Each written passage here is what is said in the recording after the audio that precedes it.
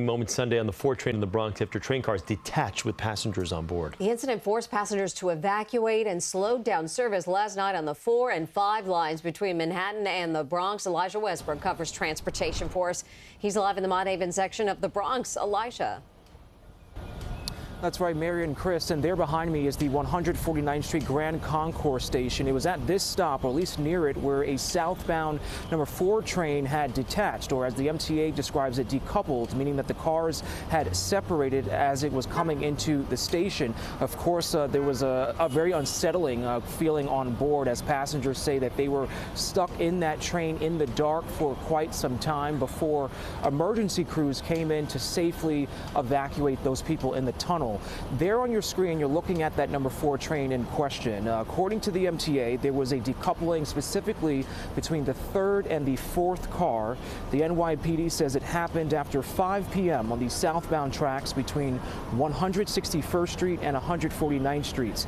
It halted service, as you said, on the 4 and 5 lines between the Bronx and Manhattan while crews worked to move the train. As you can imagine, it was unsettling to be in. This mother said her son was stuck on that train for more than an hour. It's very panicky. I've been standing here stressed and worrying for my son. He's 14-year-old. He's panicking, hyperventilating, like he's going through the works. He just said that the power went out. The conductor didn't say too much of anything of what's going on. Now, thankfully, her son and the dozens of other commuters on board were evacuated safely and no one was hurt. The incident suspended service on the 4 and 5 lines for hours. In fact, it wasn't until after 1 o'clock this morning that the MTA reports that service had been fully restored. Mary? And Elijah, where does the investigation stand right now? Do we know if this was caused by human error, or is the early evidence pointing strictly to a mechanical problem?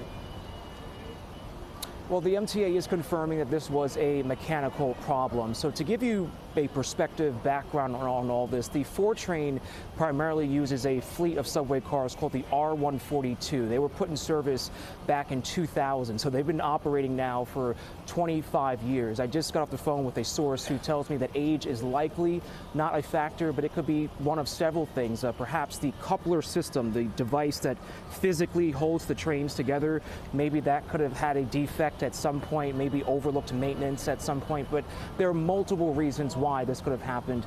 Mary, I'll leave you with one more thing. There was a similar situation that played out on the R179 trains when they entered service just a few years ago. And so this is not the first time that the MTA had to deal with a situation like this. We know you'll be following it. Elijah Westbrook reporting from the Bronx. Elijah, thank you.